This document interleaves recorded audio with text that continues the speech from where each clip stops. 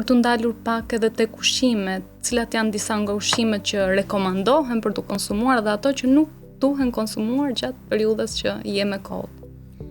Atëherë, këtë pyetje në përgjithësi e bëjnë shumë pacientë. Biles pacientët ka një listë gjatë në preparateve bimore që marrin vetë. Sigurisht që kolla do një hidratim të mirë, për arsye se sekrecionet hidraton janë më të thjeshta për të bërë. Ndoshta është dhe një nga menaxhimet e kollës. Prandaj her pas here njerëzit që kanë kollë pinë çajra.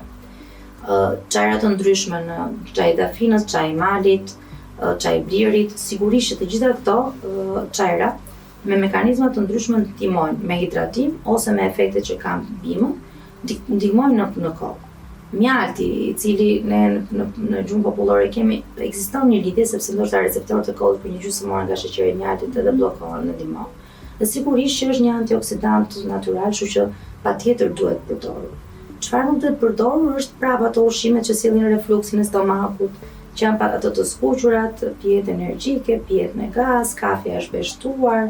Të gjitha këto në një pacient që ka kollë nuk duhen konsumuar sepse ndoshta duke ushtuar dhe refluksi stomakut mund të shtohet kohëzgjatja e kollës ose të përkeqësohet kolla. Sepse një nga mekanizmat që shkakton kollën është refluksi kronik ose refluksi akut i stomakut.